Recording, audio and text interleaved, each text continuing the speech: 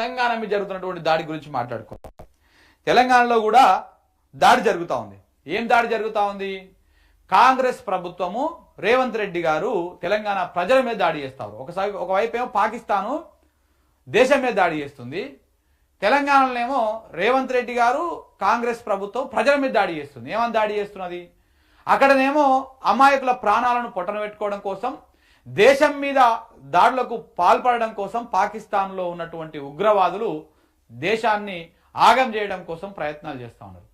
ఇక్కడ నమ్మించి అధికారం ఇచ్చినటువంటి కాంగ్రెస్ పార్టీ నమ్మించి కుర్చీలో కూర్చోబెడితే ఇక్కడ కుర్చీ ఎక్కినటువంటి రేవంత్ రెడ్డి గారు ఈయననేమో ప్రజల మీద ప్రతీకారం తీసుకుంటున్నాడు. ఎట్లా ప్రతీకారం తీర్చుకుంటున్నాడు? ఏ రకంగా ప్రతీకారం తీసుకుంటాడు చూసాం కదా మనం.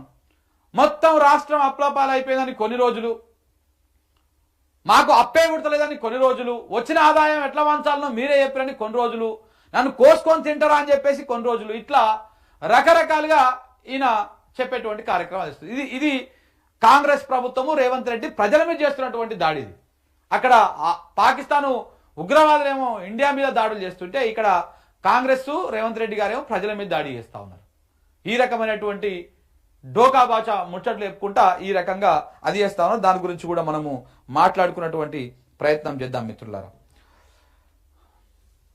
రేవంత్ రెడ్డి మాట్లాడిన దానికి ప్రజల నుంచి ఎట్లా ఉంది స్పందన? చేత కాకపోతే దిగిపో, సీఎం రేవంత్ మాటలపైన ప్రజల స్పందన. ఏడాదిన్నర దాటినా పాలన పైన పట్టు రాలే, పాతవి బంద్ అయినాయి, కొత్త హామీలు అమలు కాలే, రాష్ట్రాన్ని ఆగం చేస్తున్నాడన్న జనం.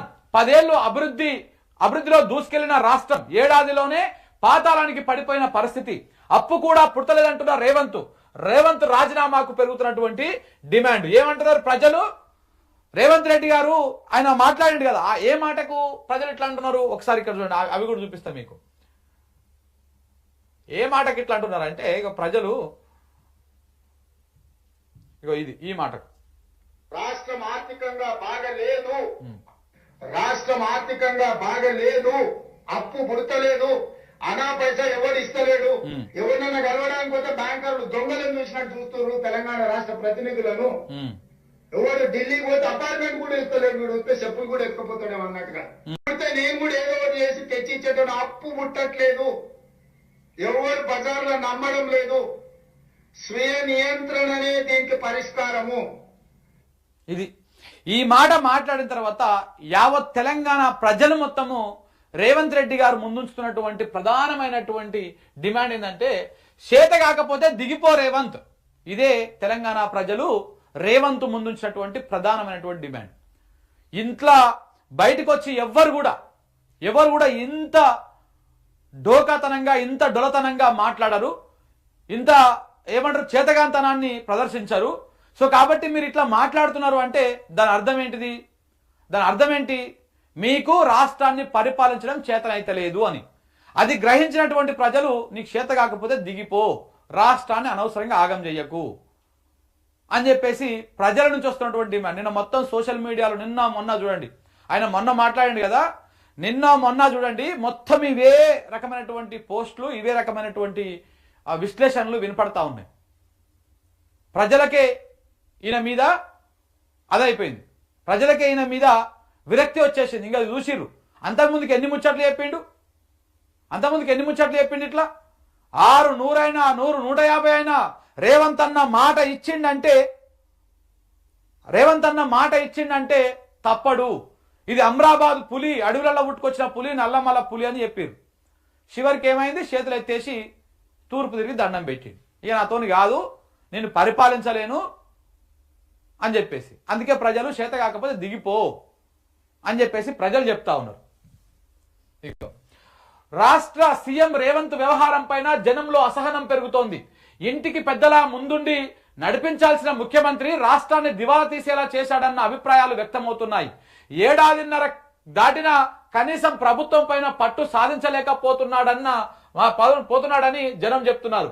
దీనికి తోడు రేవంత్ రెడ్డి స్వయంగా ప్రభుత్వాన్ని నడపడం ఇబ్బందిగా ఉందని, తన మొహం చూసి ఎవరు అప్పు కూడా ఇవ్వడం లేదని, దొంగల్లా చూస్తున్నారని చెప్పడంతో ప్రజలు అసహనం వ్యక్తం చేస్తా ఉన్నారు. నిజంగానే పాలన చేయడం చేత కాకపోతే దిగిపో అన్న డిమాండ్ కూడా వినిపిస్తోంది. అటు ప్రతిపక్ష పార్టీలు బీఆర్ఎస్ బీజేపీల నుంచి కూడా రేవంత్ రాజీనామా చేయాలని చెప్పేసి డిమాండ్లు వస్తున్నాయి. ఒకసారి నిన్న బక్కా జెర్సన్ ఒక వీడియో రిలీజ్ చేసిండు. దాంట్లో ఎంత అద్భుతంగా చెప్తాడు తెలుసా? ఇగో చూడండి ఒకసారి.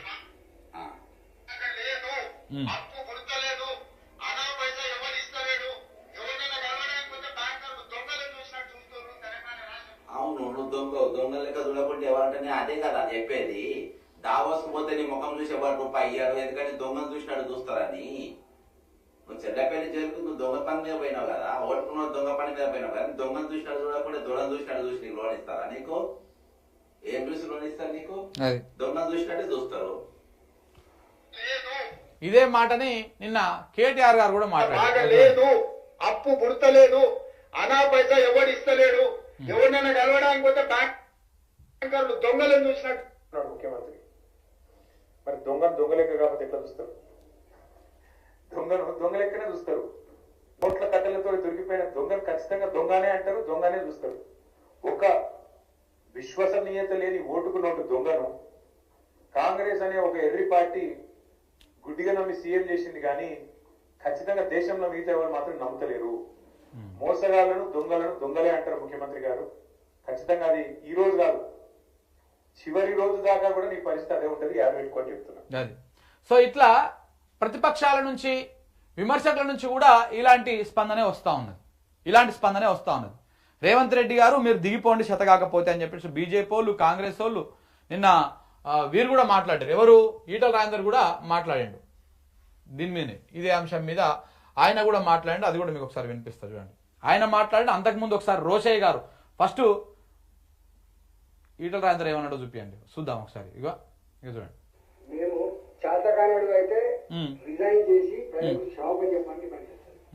చేతకాయ నువ్వు 2024 ఎన్నికల కంటే ముందు ఏ ప్రగల్భాలు పలికినవో, ఏ హామీలు ఇచ్చినవో, ఏ మాటలు చెప్పినవో ఇవన్నీ నేను చేయలేను అని బేషరతుగా క్షమాపణ చెప్పి ముక్కు నేలకు రాసి తప్పుకో. చేతకాడు వస్తాడు ఎవరు చేస్తాడు, ఇంకేముంటుంది? లేదంటే నీకు సిగ్గుమాల పద్ధతిలో నువ్వు అట్లా కొనసాగుతా అంటే సందర్భాలు కనుకంటే వాద భరిస్తాడు. ఏం చేస్తారు? ప్రజలు మాత్రం ఓట్లేసిన కర్మాన్ని. ఏమంటున్నాడు? నీకు చేత కానప్పుడు, నేను నడపలేను అని చెప్పినప్పుడు దిగిపో, నువ్వు రాజీనామా చేయి. నువ్వు ఒకవేళ నువ్వు రాజీనామా చేయకుండా అలాగనే సిగ్గు లేకుండా అలాగనే దాన్ని కొనసాగిస్తే, అలాగనే కుర్చీలో కూర్చుంటే రేపు ప్రజలు అవకాశం వచ్చినప్పుడు దింపేస్తారు అని చెప్పేసి ఈటల రాజేందర్ గారు అంటున్నారు. మనం అనే మాట కాదు ఇది. సిగ్గు లేకుండా అనే పదం కూడా ఆయననే వాడిండు. అంటే రేవంత్ రెడ్డి గారి ఆయన గౌరవ మర్యాదలు ఏ రేంజ్లో పెరుగుతా ఉన్నాయి తెలంగాణ రాష్ట్రంలో మనం అర్థం చేసుకోవాలి ఇక్కడ. సో కాబట్టి ఇటు బీజేపీ నుంచి, ఇటు బీఆర్ఎస్ నుంచి, ఇటు విమర్శకుల నుంచి, ఇటు కాంగ్రెస్ వాళ్ళ నుంచి కూడా డిమాండ్ వస్తూ ఉంది. ఏమని? ఇక నీకు చేత కాదు, నువ్వు దిగిపో, ఇజ్జత్ మొత్తం తీసినావు, నువ్వు దిగిపో అని చెప్పేసి డిమాండ్ వస్తూ ఉంది. అట్లనే ఇగో గతంలో పాపం ఈయన స్వర్గస్థులు అయ్యారు రోషయ్య గారు. ఈ వ్యాఖ్యలను ఉద్దేశించి గతంలోనే రోషయ్య గారు ఇంతకు ముందు గతంలో ఏం మాట్లాడారు ఒకసారి ఇక్కడ చూడండి. తెలంగాణ రాష్ట్ర ప్రతినిధులను ఎన్నికలు అయిపోయి ఆ పరిస్థితి ఉంది దేశం ముందల. ఎన్నికలు అయిపోయిన తర్వాత నేను ఆర్థికంగా దివాలా తీశాను, నా దగ్గర ₹1 కూడా లేదు, ప్రభుత్వం నడపడం నాకు చేత కాదు, ఉద్యోగుల జీతభత్యాలు కూడా వచ్చే నెలలో ఎలా ఇవ్వాలో నాకు తెలియకుండా ఉంది, కనుక ప్రజలే భరించాలి, ప్రజలే నడిపించాలి, ప్రజలే డబ్బు నాకు ఇవ్వాలి, ప్రజల సలహాలు ఇవ్వాలి అని ప్రజలు నిలబడ్డాడు. ఇది బహుశా నాకు తెలిసినంత వరకు భారతదేశ చరిత్రలో ఏ రాష్ట్ర ప్రభుత్వం కూడా అధికారపూర్వకంగా నేను దివాలా తీశాను అని ప్రకటించుకున్నటువంటి సందర్భం ఇంతవరకు కని విని ఎరుగు. నాకు తెలిసి అప్పుడు రోషయ్య గారు విమర్శలు చేసింది చంద్రబాబు నాయుడు మీద. చంద్రబాబు నాయుడు మీద విమర్శలు చేసి ఉంటారు, ఎందుకంటే ఆయన కాంగ్రెస్ ఉన్నాడు కాబట్టి. ఆ చంద్రబాబు నాయుడు శిష్యుడే ఇలా సేమ్ తెలంగాణ ముఖ్యమంత్రిగా ఉండి మాట్లాడుతూ ఉన్నాడు. ఆయన గురువు అప్పుడు అట్లా మాట్లాడంటే ఇప్పుడు శిష్యుడు మాట్లాడుతున్నాడు. మరి ఈ సబ్జెక్టు కరెక్షన్ ఈయన విమర్శలు చేసింది అప్పుడు చంద్రబాబు మీదనే అన్నట్టుగా అనిపిస్తుంది, ఎందుకంటే ఈయన కాంగ్రెస్ పార్టీలో ఉన్నాడు కాబట్టి. సో ఇట్లా రేవంత్ రెడ్డి గారు ఇలా మాట్లాడుతున్నటువంటి మాటలకు దాదాపు 6-7 సార్లు ఆర్థిక మంత్రిగా ఉన్నారు. ఆయన చాలా సార్లు ఆర్థిక బడ్జెట్లను ప్రవేశపెట్టారు.